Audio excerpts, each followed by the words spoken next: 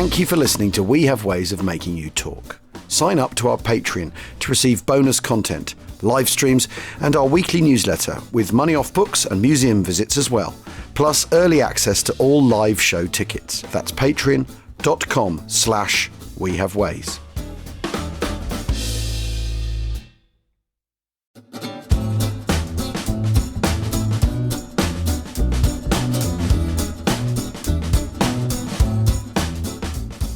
Achtung! Welcome to We Have Ways of Making You Talk with me, Murray and James Holland, the Second World War podcast of choice. And welcome to our series about the race for Rome, with at its centre the battle for Monte Cassino.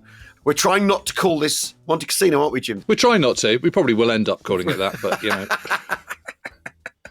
You know, the road to hell is paved with good intentions, which is really rather like what happens in this campaign. Well, exactly. And we're on part 3, was scheduled as part 2, but here we are on part 3.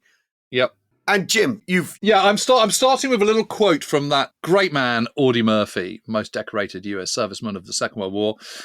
And he says, "Speech ceases. Our artillery fire is dying off. We see the fresh sod thrown up by the shells and know that we are near the enemy lines. Nervously, the men give a final check to their gear and weapons. We pause while the crouching scouts move ahead. This is the worst moment. Just ahead, the enemy waits silently. It'll be far better when the guns open up. The nerves will relax. The heart will stop its thumping. The brain will turn animal cunning. The job lies directly before us. Destroy and survive." Wow. See, that could only be written by an American, couldn't it? Yeah. He can write, though, can't he? Yeah, oh my God, his book is amazing. I mean, if anyone hasn't read it yet, from to Hell and Back, it's just, so good. And curiously, written entirely in the present tense. Really? Oh, that's interesting. Fascinating. But I thought we should kick off this episode by kind of, you know, a lot of accounts of the Italian campaign, you could be forgiven for thinking that Italy doesn't exist except in terms of mountains and rivers. No one's living there. It doesn't have a population of 40 million getting in the way. And what the heck is going on? What's going on in the south? What's going on in the north? And so on. So I thought it'd be a good idea to just sort of very, very quickly give a brief kind of sort of picture of the situation in Italy. If there's one thing that, if you're familiar with the layout of fascist Italy, there's one character who's the great mirror to it all, which is Count Ciano, isn't it? Yes. Mussolini's son-in-law, isn't he? And he writes these gossipy diaries, and he's a figure at the centre of all the sort of fascist intriguing. He is shot by firing squad on the 11th of January. So in our story, so this is what's happening in Italy, is the Italian government has fallen apart, recriminations kicking off. The Germans have cracked down. The Italian army has surrendered the previous year, and no one really, there's what do you do with all these Italians? What do the Allies do with all these Italian soldiers? And what do they do with Italy itself? And that's the thing, isn't it? Is that it's absolute chaos. It's anarchy, really, isn't it? It is absolute chaos. It's total chaos. There's large stretches but it's completely anarchy. And the Italian people have just been completely abandoned, materially, economically, spiritually, politically, any way which you want. They are literally fending for themselves. But what happens is Mussolini is deposed on the 25th of July 1943 by the Grand Fascist Council, and then that is authorised by the king the following day, King Victor Emmanuel III, because it's often forgotten that Italy is a monarchy and he's still in place, wretched fellow. And then on just after the avalanche, I think it's the 11th of September, he sprung from his mountain prison in the Gran Sasso, which is in the Abruzzi Mountains, which is in the sort of central southern part of Italy. He's sprung by Otto Skorzeny and his Fallschirmjäger landing in gliders and whisked back up to the north. And out of that is created the Repubblica Sociale Italiana, the RSI, the Socialist Republic of Italy, which is not, it's a fascist republic, a sort of neo-fascist republic, with Mussolini as the leader and Alessandro Pavellini, who is a very charismatic and dashing Florentine intellectual, who is he looks like and is cut from the same cloth as Oswald Mosley. And he is the leader of the fascist party. And it's absolutely a puppet government. Government centre is placed at a place called Salo, which is on the western banks of Lake Garda. But Italy is completely is occupied by the Germans and is run by the Germans. And Pavellini and and Mussolini are puppets. They have absolutely no control over anything at all. And the person who really runs it is Obergruppenführer Karl Wolff, who is an incredibly smooth-talking, very clever, very urbane, suave, senior Nazi. He's former chief of staff to Himmler. He's the number 2 in the SS alongside Ernst Kaltenbrunner, who is head of the Reich Security Services. And Italy's just stripped bare, like the Germans always do to all their countries that they occupy. All the industries are now working for the Reich. Italians have to pay 10 billion lira a month, which is $3 million, which is a huge sum in 1944. All the manpower has been creamed off. SS police units recruiting Italians, and also the GNR, which is the Guardia Nazionale Repubblicana, which is the kind of sort of fascist militia. Mussolini does persuade Hitler to let him raise 4 divisions, and the conscription age is 1923, 24, and 25. They have about 50,000 volunteers by the end of January. People who've not volunteers, but people who've come along to be conscripted because they're being conscripted and have sort of accepted their fate. But actually, that's not very many, and an even larger part are starting to sort of take to the mountains, and this will only increase as the winter recedes and summer comes. So they've got a massive problem on their hand, because if you don't want to be conscripted and you don't want to end up as a slave labor in Germany, your only alternative is to run to the hills, become an outlaw beyond the law, and become a partisan. In the south, it's a total nightmare as well. Anyone who thinks it's any better under the Allies is cruelly mistaken. The difference is that the ultimate aim is one of benevolence rather than one of maliciousness. But conditions are absolutely brutal.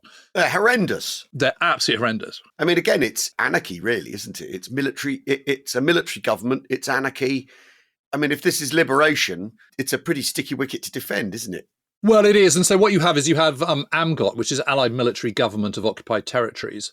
And the military governor at this point, to start off with, is Alexander. And then you have the King's Italy as well. But the whole of southern Italy is turned over to AMGOT and is run by the Allies, with this, a kind of sort of local governance handed still into the hands of the king and his government under Marshal Badoglio. But it's not democratic, and it's, they're basically just enacting what AMGOT tells them to do. What is about to happen in January 1944 is the Allied Control Commission, which is going to cede power back to the Italians, but under their careful advice of the Control Commission. And the Control Commissions are made up of people like Harold Macmillan and Americans and Russians and French, who all have they're part of the Advisory Council, it's called, who sort of advise the Italian government on what they should do, which is basically a euphemism for saying doing exactly what we want you to do. The problem is there is burgeoning domestic politics. So there is now the Committee of National Liberation, the CLN, which is made up of 6 parties, including the Communists, including the Action Party, and various others. And they're all sort of brought themselves together, although they have quite wildly different political views. And there's a Christian Democrats, there's Social Democrats, and so on, and the Liberals. But the problem is they refuse to serve under the king. Yeah. Because he's such a feckless idiot. He was a king at the start of fascism. He allowed war to happen. He abandoned Rome. He doesn't deserve their loyalty and doesn't deserve to be king. And there is a big move to try and get them. There's the Congress of Bari, which takes place at the end of January 1944, where they basically finally, all those 6 parties finally agree on a course. And the course is going to be, the moment the Allies take Rome, the king has to abdicate. And he hasn't agreed to this yet, but it will happen at the beginning of April. So it's on its way. But just to kind of, one of the problems is that AMGOT is pledging kind of 2,000 calories per day per person. But the problem is they can't deliver that because the infrastructure is not there. To put this into some perspective, 75% of the pre-war trains, locomotives, have been destroyed. 85% of the carriages and wagons have been destroyed. 90% of the trucks have been destroyed. 87.5% of the merchant fleet have been destroyed. And the net result of this is you've got inflation rising by 321%. Which is largely the fault of the Allies for setting it at the wrong rate. And so to put this in some kind of perspective, a civil servant in Naples would be earning 3,500 lira a month, which is the equivalent of $20. So in today's money, that's about $440 for a month. And that's a kind of middle class salary. Whereas a postman would be on $1 for a month. Right. It's just obviously, that's like about $40. It's just hopeless. Is it that the Allies, I mean, why is it such a mess in the South? Is it that the Allies in the end are just trying to win the war and they kind of don't care? Is there an element of negligence? Is there an element of, or is it, because after all, winning the war is obviously the priority. You win the war and then we'll get on with solving these problems. Or is it that they don't trust the Italians on some level? Well, just imagine the war in Ukraine was over and you swept in and you go, okay, we're going to sort everything out. Do you think in a matter of 6 months, Ukraine would be a fully functioning, everything working again? Absolutely not. Because it's been destroyed. So what you've got in the run-up to the Allies' invasion of Italy in September 1943 is incredible rates of bombing. So Naples is bombed 200 times and 175 times in 1943 alone. Then the Germans, as they retreat, do a scorched earth policy and destroy everything, electrical power stations, drain system, water system, electrical system, all this kind of stuff. That's all destroyed as they go. So that all then has to be repaired. In the meantime, disease festers very, very quickly. Then some of the strictures of Allied military government have been, and the settings have all been set up by desk wallers back in Algiers at Allied Forces headquarters in the Mediterranean. So a long way away, writing rules and laws and instructions for a country they don't really understand and haven't really been to. I mean, the inflation rate, for example, the standard of the value of the lira is set based on the rate that it was in East Africa when they came in and took over in 1941. Right. I mean, the Allies had it, the British did. So that's probably not a really good benchmark. And so that's one of the reasons why you've then got 321% inflation. And lots of the manpower is gone because the Germans have taken them, or they're prisoners of war camps in Britain and Canada and America. And so there's not enough money. There's nowhere to kind of make money, but there are lots and lots and lots of Allied soldiers coming around with money in their pockets and lots of tin cans. And the only way that the women folk can keep their families together is by prostitution. And so you have this huge, huge, huge problem. By January 1944, 92 out of 1,000 troops are suffering from STDs. Yes. 50% of all women aged, let's say, it says available is a rather revolting term that the Chief Medical Officer of the Fifth Army uses, but let's assume that's kind of 16 to 50. In Naples, between 95 and 100% of prostitutes have STDs. And I came across this absolutely revolting story, which has absolutely just made my stomach churn, by a guardsman in the Grenadier Guards, and they're in a town called Canossa, which is on the Adriatic coast. And he and his fellows, they venture into town, where they're immediately accosted by small boys pimping for their sisters. And so 4 of this guy's pals follow one of these boys home, and the family is living in a kind of small house. There's a mother and father, 2 daughters, about 20 years old. And they're absolutely astonished to discover that the father is the master of ceremonies, and the 2 older daughters take off 2 of the lads to one of the spare room. The mother accommodates the 3rd of the party, and then eventually a 12-year-old girl gets produced, and she deals with the 4th. And the father is the one who's kind of sorting this all out. I mean, it's just horrendous. I mean, it's very, very grim if you're Italian. I mean, the changes are on the way, and it does get better. But it's a slow process. I mean, this is a year of absolute misery for everyone in Italy. I mean, obviously, if you live in a kind of mountain village in Molise and the wars pass you by, you can sort of get away. But really, in the cities, it's a horror story. I mean, it is obviously, it will change and things will improve eventually. But I mean, if you're someone working at AMGOT, it must be incredibly depressing on some level, or the people working at AMGOT are very cynical.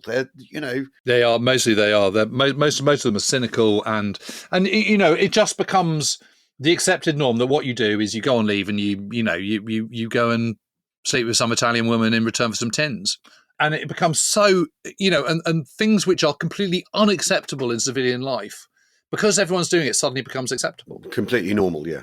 I mean, that's an effect of war, isn't it? It's not just the brutalisation to violence, but of all standards that comes with it. Because after all, you are on the edge of anarchy, aren't you? Right, that's what it's like being Italian. Yeah, and I should also say that, the whole of Cassino has been evacuated the previous autumn. All those villages round about, they're kind of total ghost towns, are all still Italians. And they're just, when they're bundled out by the Germans, just go. There's no kind of social housing scheme. There's no refugee camp. There's, they are literally dependent on going to mountain villages and going to second cousins or living in a cave in the mountain or whatever. I mean, they're just completely left to their own devices. It's just unbelievably awful. So, Operation Shingle. Now, I mean, in the last episode, we talked about how there was a little bit of sort of havering about whether to do this or not. But actually, the chiefs of staff commit to Anzio in the way that Alexander hoped and in the way that Clark expressed a rather firm interest that they do. Because after all, it's got to be too big to fail, is the truth. Yes, it has. And Alexander knows that. There's no question about it. Yeah. And there are the naval resources to put ashore 2 divisions, basically. So this is... And a follow-up division. And a follow-up division. So this is no small effort, after all. This is... And it's also a bit like landing 1 division on Sword Beach, but it not really being 1 division, it being at least 1.5. Yeah. These are divisions which have been swollen by vehicles, guns, and tanks. And also coming up in very, very quick order is half of the 1st Armoured Division. So the idea that this is an army is being landed effectively rather than a corps or an outsized corps. I mean, it is not as feeble and bad as Lieutenant General John Lucas, who is the corps commander, kind of is making out it is. So 3 naval task forces, 5 groups set sail from Naples, steam up. I mean, the thing is once you send 3 naval task forces steaming out of Naples, the Germans know something's up, right? No, this is the most extraordinary thing. They don't pick it up. Why not? Because we got command of the skies, because they're constantly kind of paranoid about an outflanking maneuver, but they are simply not expecting it to be landed on the 22nd of January at Anzio. And what's really interesting is they do have spies and things behind the enemy lines. Well, that's what I was going to say. Surely they have a grapevine. Yeah, they do. They just haven't picked it up. They have not picked it up. How extraordinary. At all. It is a complete surprise. Total surprise. The idea that 5 cruisers, 24 destroyers, 420 assault craft, 51 LSTs, 46 LSIs could appear by surprise. It's amazing. It's amazing, really. I mean, after all, D-Day later in the year, they know something's going to happen. They can't quite pick where, but the idea that you could steam all the way up Italy from Naples. Yeah, no, it's absolutely amazing. It's absolutely amazing. And also it's the British 1st Division, it's the US 3rd Division. It's also the Ranger Force, which includes 4 battalions. So, that is like a brigade size plus, because it's the 1st, 3rd and 4th Ranger Battalions plus the 509th Battalion, the 509th Parachute Infantry Regiment, and the entire regiment of the 504th Parachute Infantry Regiment from the 82nd Airborne. So, that's 3 divisions worth of fighting men in the first wave. It's a 2-division assault, but it is actually, in terms of fighting men, it's a 3-division wave. And they land in the early hours, and at 5 minutes past 3 in the morning, General Mark Clark, back in just south of the Cassino line, receives the following message: Foggia, New York, Albany, Chicago, Omaha, Kansas City, which when decoded means landings appear to be proceeding on schedule. First troops have hit beach. No reports from landings yet. Troops have started to land on Yellow Beach, Red Beach, and Green Beach. Oh, that's fantastic. So is that Kansas City? So no reports from landings yet is presumably Omaha. I don't know. Anyway. It's fun. No, I mean, I absolutely love it. So Foggia is the landings are proceeding on schedule. New York, first troops have hit beach, I imagine. Albany is no reports from landings yet. Chicago's Yellow Beach. Red Beach is Omaha. Kansas City's Green Beach. There you are. I mean, that must be what that means. That must be what that is. Yeah. That's great, because that's not scrambled. That's just words that mean stuff. And I think it's worth just talking about Lucas. He's 52 years old. He looks older. He's grey haired. He's got sort of round wire rimmed glasses. He's got a sort of a grey moustache. He looks like a sort of avuncular geography teacher. He smokes a corncob pipe, and there is no one else who could do this. It has to be an American show because it's Fifth Army.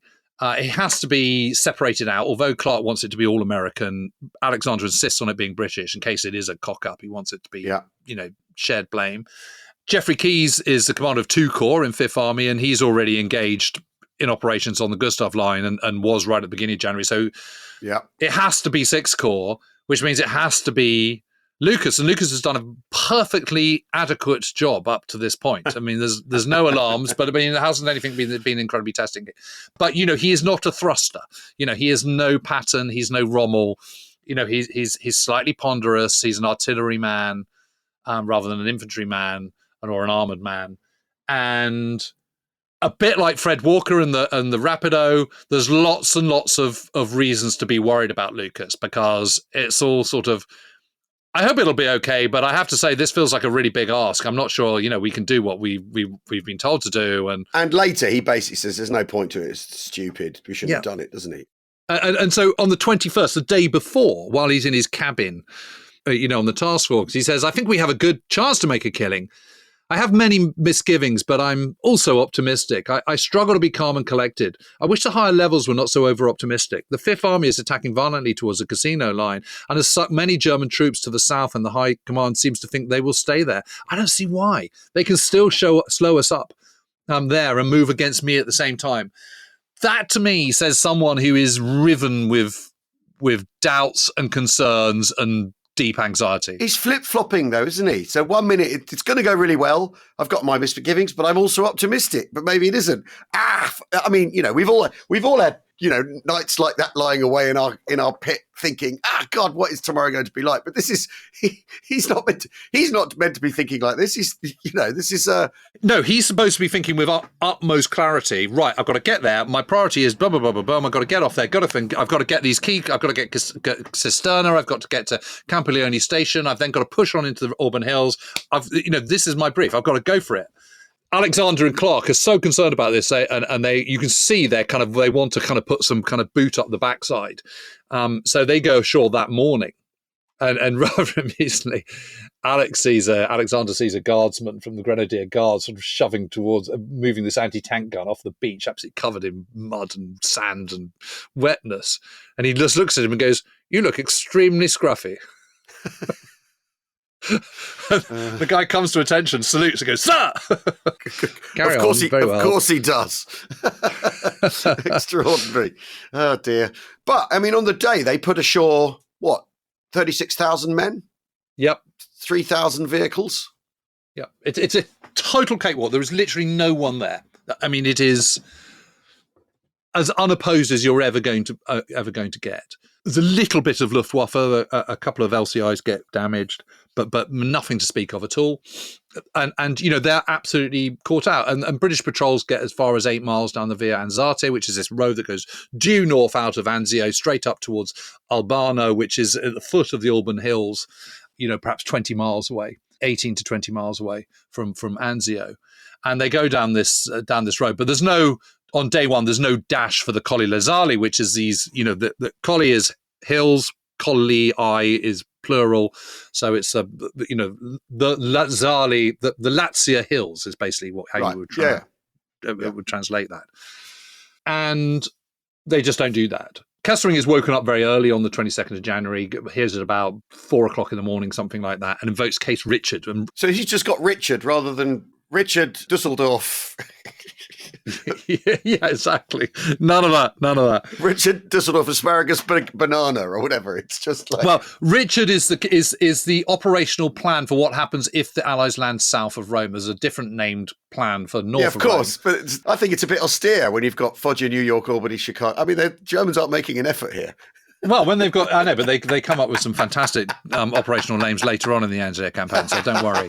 Don't worry. In fact, actually, I'm a bit disappointed that we haven't got Paul to do Fish Fang for the for the festival for a beer. Right. So the landings are successful, but the British don't take the high ground, which is peculiar given how high ground looms in military imaginations. And Kesselring's assessment is that we have a problem, but not an insurmountable one. Well, as you know, I'm no fan of Kesselring, and I'm very, very happy to stick the knife into him. But one has to admit that when it comes to reinforcing Anzio, this is where you're absolutely playing into his skill set. I mean, what Kesselring is very good at is organising that operational level. He is supreme. And here's the thing that, I mean, people who know the D-Day story, that one of the great pieces of D-Day lore is that no one dared wake Hitler up to tell him what had happened, and that he didn't find out until lunchtime when he finally got out of bed. Hitler is woken at 6 o'clock at the Wall Slayer, and he demands immediate action, and so that's what he gets.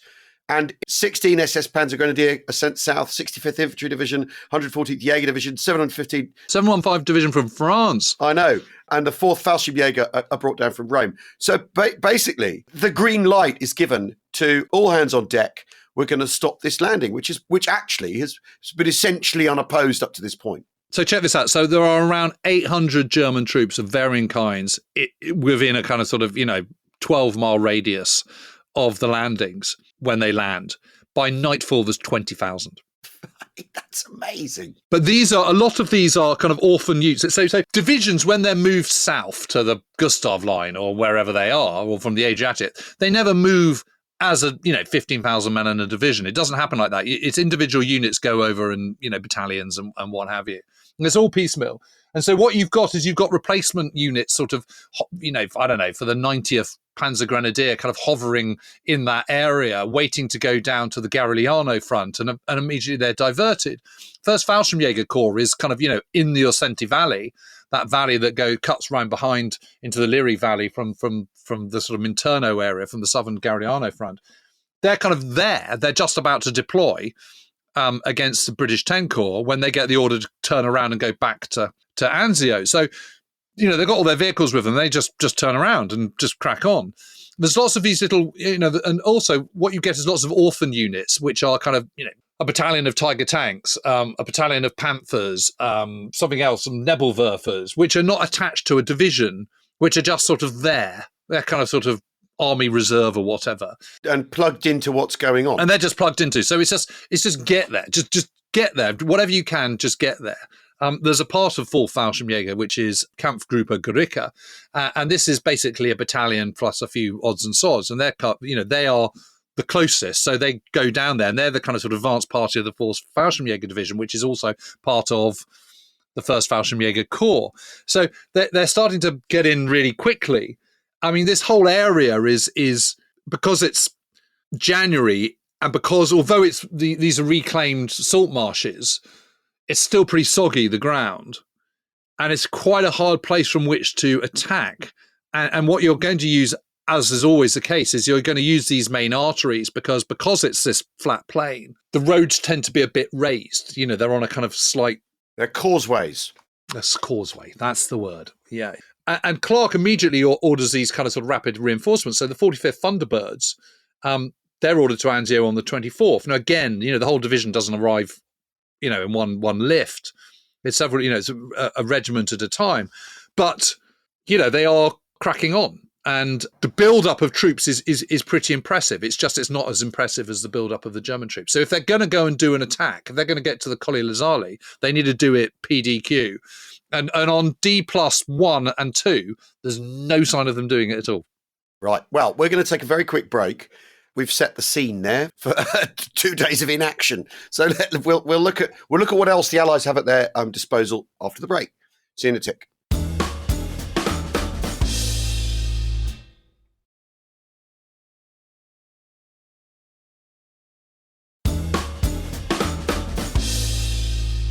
Welcome back to We Have Ways of Making You Talk. Part 3 of our Cassino Anzio race for Rome. It's not the battle for Monte Cassino, this, because we're not talking about that right now at all, are we, Jim? Well, we're just about to, actually, but... There are many, many moving parts in this saga. It is interesting, isn't it, this? Because, if you dither and you give the Germans the chance to send people at you, right? Because their attitude to their men's lives is... that soldiers are supposed to die or die trying, at least. You know what I mean? Yeah. That if you give them the opportunity, if you give them this window, they'll grab it, won't they? And then they'll make things very difficult for you. This is the sort of, if you hang around, if you don't grasp your moment, the Germans are likely to exploit it. For all that, we on this podcast, we've kind of certainly tilted at the idea that the Germans are tactically brilliant all the time. But what they are really, really good at is once they've got people in place, you've got to kill them all. You've got to winkle them out. You know what I mean? So giving them time is always a bad idea, isn't it? It's always a very bad idea. There's never an occasion where the Allies give the Germans time and it's okay. Yes, and I suppose the point is from Kessering's point of view, he's got the ultimate backer in Hitler. And Hitler is very disregarding of people's lives. And he's also very demanding in terms of quick action and, not giving up an inch and all the rest of it. So Kesselring, when he makes these decisions, can always make these decisions knowing that he's got, Hitler's got his back. And that means he can just go do it and do it now. This is the Führer's orders. And everyone goes, okay, off we go. Whereas in the Allies, it's a kind of sort of, it's a kind of starting point for debate. And it's interesting because with Lucas, both Clark and Alexander are going, right, you are going to push on, aren't you? And he's going, yes, but, I've got to kind of organise my ammunition dumps first. All right, great. But you will move, won't you? I really think you should. And this is one of these moments where Alexander's suggestive approach to command decisions probably doesn't work in his favour. Yeah. What he needs to say is, right, I need you to do this by 8 o'clock tomorrow morning. Yeah, finger out, get it done by the morning. Yeah. But I thought also it's just worth just very briefly just mentioning the Mediterranean Allied Air Forces, which are absolutely enormous. And for those of you who've been listening to the pod before will know, and who listened to the first episode will know that one of the prime reasons for going into Italy was to take the Foggia airfields, this area of very, very flat ground on the Adriatic side, about a third of the way up, where you've got lots and lots of heavy bomber airfields from which you can kind of further tighten the noose, the strategic noose of the air war against Nazi Germany. But air power, of course, is absolutely at the very heart of what the Allies do. It's a force multiplier. It's to kind of ease things on the ground, all the rest of it. And Allied air forces in the Mediterranean have been building up and building up and building up ever since the kind of torch invasions of November 1942. And they are now, throughout the Mediterranean, absolutely huge. They totally have control of the skies over the whole of the Mediterranean. And, we're now talking about 321,439 American, British and Duke officers, men and women. It's incredible. And 12,598 aircraft, of which 4,323 are in combat units. Now, that makes it the largest air force in the world by some margin. I mean, it is absolutely huge. But just imagine what that involves in terms of fuel and shipping capacity to keep that in place. And one of the big problems is that they can't bring it to bear in the way they want to because it's winter and it's miserable and it's raining. And they only get 6 days of flying of clear skies in January, for example. Air power is even more vulnerable to the idea of a traditional campaigning season than land battle. You can slog on land now in this modern world of mechanized warfare. It isn't easy. In our last episode, we did talk about how, there was an enormous storm that held things up. So you can still be held up by the weather on land, but you can campaign through the winter in a way that you never could in wars of old. But the Air Force is totally vulnerable to the traditional campaigning season thing, isn't it? And I mean, it's interesting because we have talked in our last long serial, we talked about the US 8th Army, the 8th Air Force, and their attitude to precision bombing and the idea of precision bombing. I'm assuming we're not having that conversation in Italy, are we? Much. There's a bridge campaign, isn't there, that comes from Solly-Zuckerman, which is the idea that you strike bridges and bugger up German transport. But they'll bomb around a bridge, won't they? That's the point. It's not particularly, they're not hung up on the precision thing in any way. If there's only 6 days of flying in January, they're not getting that done either, are they? So they have this tremendous weapon at their disposal and they can't use it. And that levels things with the Germans, doesn't it? Yes, massively. It does when they can't be used. Yes, then it's a much more levelling of the playing field. So it's just a frustration. And it's not that the build-up of the air forces is the wrong decision. It absolutely isn't. But what one has to remember all the time is that the tyranny of overlord is hovering in the background. That is the thing that's dictating the pace. And everything that's happening in Italy is happening at a rush. It's happening at a pace which is, what they really should be doing is very aggressive patrol work along the Gustav line, whittling them down, probing away, and waiting for the spring. I mean, but they can't because of the pressure from above. So that, again, it's not Clark's fault. It's not Alexander's fault. It's not Wilson's fault. This is the fault of the combined chiefs of staff. But while all this is going on, there's also attacks going on against the Gustav line, and we left it with the defeat of the Texans at the Rapido. But Clark is not sitting either. Again, for the precisely same reasons. This is sort of, we've got to keep going. We've got to keep going. We've got to keep hammering the Gustav line. We've got to just keep probing away and pushing and pushing and pushing. And so there's now a kind of a new two-pronged attack. They've tried on the Garigliano. They've made some ground. The British have still got their bridgehead over the other side of the Garigliano at the south of the line. 46th Division failed to get across. The Texans have failed to get across. Now it's the turn of the 34th Red Bulls, who are going to have to cross the upper Rapido Valley. So the triangular edge of the Monte Cassino spur goes kind of northwest and north, if you see what I mean. One side of the sort of southern side of it is veering towards Rome, and the other side is going kind of due north. And there's a flat valley into which the Rapido flows, which goes on for about three miles or so north of Cassino town. And then there's another chain of mountains. And at the end of that chain, it kind of forks. So to the right-hand fork, it goes to a kind of, sort of straight up into the mountains. A sort of river comes down from the mountains. And the other one, there is another valley, which is a Secca Valley, which is very narrow. It's only about 500 yards wide, something like that. Yeah. Again, huge mountains either side. So the idea is for the Red Bulls to cross the upper Rapido Valley, which is, maybe a couple of miles wide, something like that, through which the Rapido flows, and attack into Cassino town and get up onto the onto the Monte Cassino massif. At the same time, the French, the CEF, the Corps Expeditionary Français, is going to do a 90-degree pivot from the direction in which it's going, which is effectively due north, and turn due west, down from the mountains they're on at the moment, into the Secca Valley, across that 500-yard gap, and straight up the next mountain, which is Monte Belvedere, which is a series of two volcanic craters which have long been extinct and filled in, but has little sort of knolls and spurs around the rims of these old volcanoes. And the highest point is 0.915, which is Monte Abate. And get up in there. Once you get onto that, actually up there, it's about 3,000 feet high again. But once you're up there, it's not. It's about 2,000. Yeah, it is about 3,000 feet, just under about 2,800, something like that. Once you get up there, it's actually it's not flat, but it's a kind of sort of one of those sort of weird mountain plains, which then rises up again to Monte Cairo, which is about 6,000 feet high. But these are two really enormous tasks, because the problem is that the Germans have dammed the Rapido at the north as the Secca flows into it. And what that means is all the water that's coming out is still trickling down through the Rapido riverbed, but has also just soaked the whole upper Rapido Valley, which is completely flat. And so it's a complete quagmire. And again, that's canalizing any advance onto the causeways, of which are very few.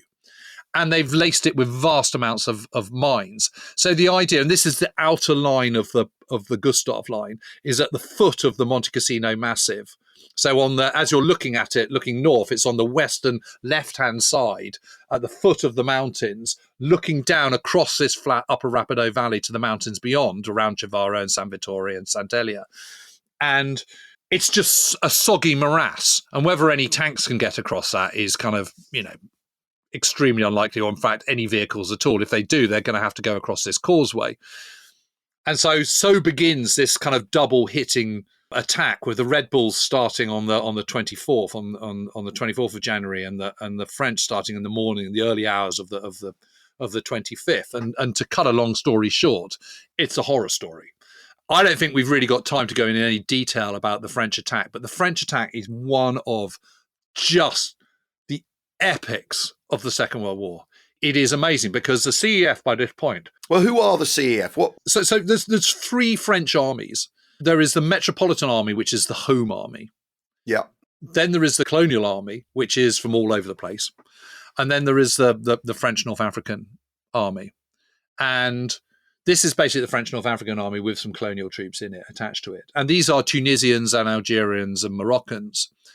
And there are only two divisions at this point. It's commanded by General Juin, who is very competent, very decent, gets captured in 1940, is a prisoner of the Germans, gets released, gets over to North Africa, is a Vichy French, pro-Axis officer, but very quick to turn the moment the Allies turn up, and repeatedly proves his worth. He's a good egg and a good, competent commander, and he's got good, competent commanders beneath him.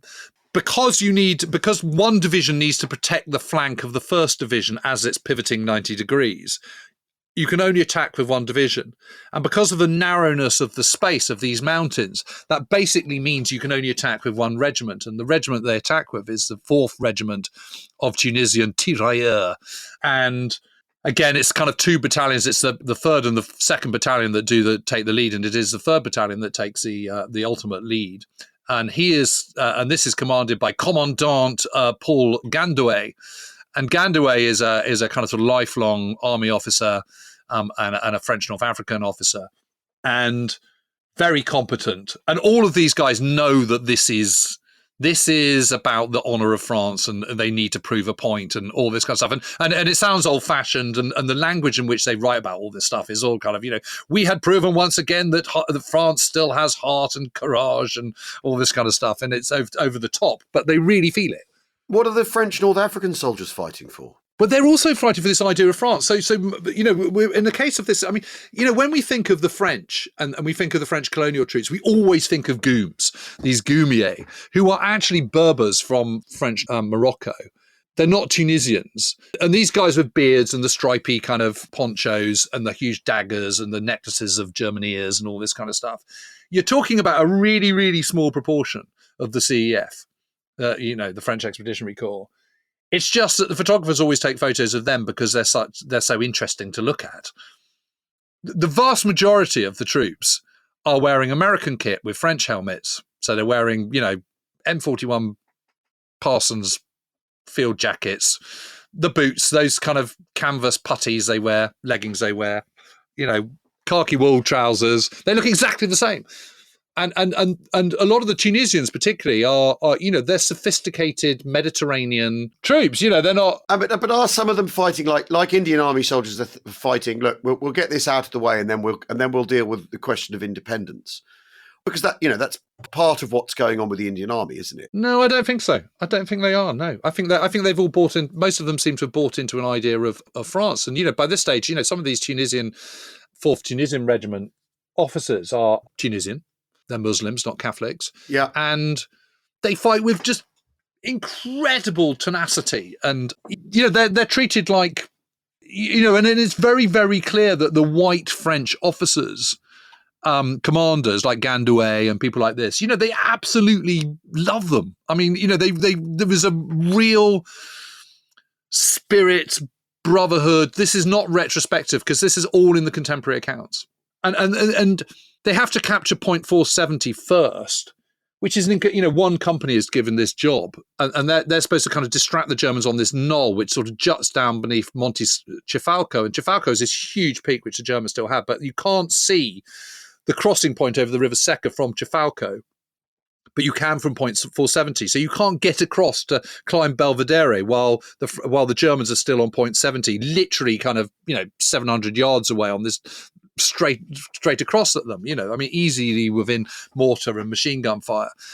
So this one company goes and sort of knocks them out. And it's just one of those kind of epics where it's kind of, they get the peak, then they get knocked off again, then they get the peak again, then they get knocked off again. It goes back and forth, back and forth, back and forth. And meanwhile, then the lead company of the battalion then climbs up Belvedere, and they go up by going up this very narrow and steep gorge where quite a lot of the time they're having to rock climb. And because of the very quick turnaround, and because they were all going in one direction and then having to go in another direction, the mules haven't come up. So they all have to carry all the stuff themselves. And they have no idea when they're going to get resupplied. So they're absolutely laden with ammo and hardly any food. So they all take a hot meal on the night before, on the night of the 24th.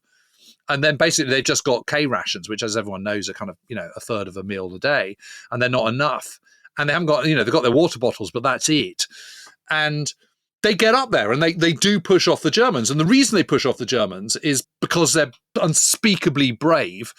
But the other reason they push off the Germans is because the German troops there aren't very good and aren't very numerous in the big scheme of things. This is the 44th Hocken Deutschmeister Division.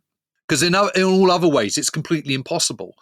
But when you're there, when you go up to Belvedere and you look at Abati, you just go, holy moly. I mean, it is insane how they do it.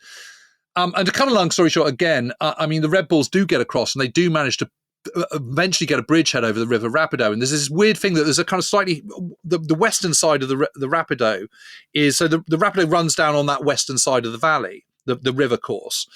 And on the far side, it's slightly higher. So actually, you can get to the eastern side, because then suddenly you're out of the arc of machine guns at the base of the mountain, of the foot of the hills. And they do get across, and they do manage to get some tanks across the Quagmire, but only a handful, like 4, I think. And they do start pushing into Cassino town as well from the north, and they take this weird set of old Italian army barracks, which is a kind of mile just north of Cassino town. nestling against the edge of the mountains. And then eventually, in a couple of days' time, I think by the 28th, they've got Hill 213, which is this key feature that overlooks another little sort of gorge which leads up into the mountain, up into the massif on one side, and then you've got the village of Caira on the other, which leads up towards Monte Carlo and Belvedere and all the rest of it. So they do make progress, but what's absolutely clear is by the end of January, the French are holding Belvedere and Abate just by a fingertips, and mules start coming up just in the nick of time. There's amazing moments of heroism. So, for example, Bouakaz is Lieutenant Bouakaz is one of the platoon commanders in the 9th Company, which takes one of the high points, I think, point 862, and Bouakaz is a Tunisian, and he's absolutely vowed that he is going to be the first person on the summit. And just as they're nearing the summit, he gets shot and killed and cut down, and 3 of his men come along and pick up his inert body and put it on the summit so that he can still be the first one there. My God. You don't do that if you're not motivated. No. You know, it's an absolute epic. It's amazing. And the other reason why they survive and they pull it off is because of the, absolutely insane artillery support. I mean, 10,000 shells fired in support of them just on that particular action. So what you've got by the end of January, by the 29th of January, you've got, and the other thing is that the 142nd Infantry Regiment, which is part of the Texans, which is the only of the 3 regiments, sort of what we would call a brigade, that isn't used in the Rapido operation, is shoved up on the left-hand flank of the French. So you've got them pushing up, going up. There is a sort of hairpin road, but you can't get that until you've taken other points. So they're able to advance up on this mountain village called Torelle, which is at the foot of Monte Carlo, or up on this high mountain plateau. And you've got the Red Bulls in position on the lower hills now of the Monte Cassino massif further south. But this raises a question, Jim. The Germans are being, we've talked about things being piecemeal, the Germans reinforcing, in a piecemeal style, but they're being defeated piecemeal and in detail here, bit by bit, chipped away, dislodged, closing on Cassino itself. And the crust of the Gustav line it's breakable.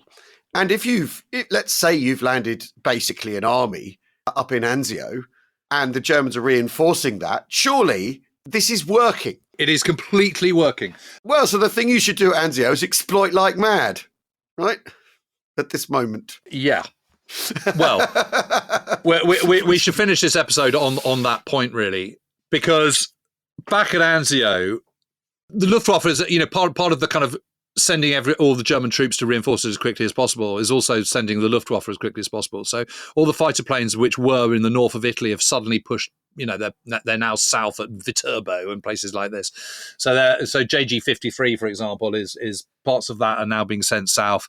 Bombers are being sent south. They're using their Fritz X again, which for those of you who didn't hear the episodes about Salerno, these are remote controlled rockets which are carried by a Dornier and released and controlled and directed onto a target. And they're quite vicious pieces of work.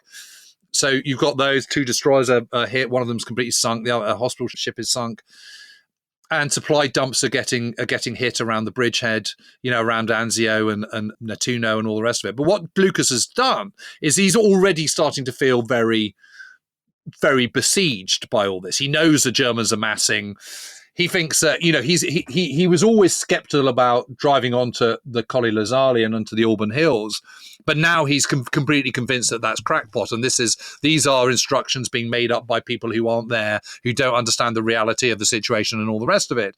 And it is interesting that when one looks at analyzes the mission that he's given, which is issued back on the 12th of January, so 10 days before Shingle is launched, his mission is A, to seize and secure a beachhead in the vicinity of Anzio, B, to advance on the Colli Lazzali.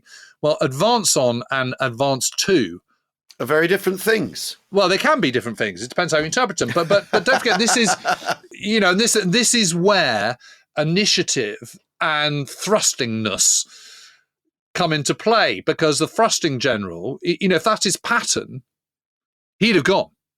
He absolutely would have gone. He'd have sent out. And these are not, Sixth Corps is not short of vehicles and it's not short of armour.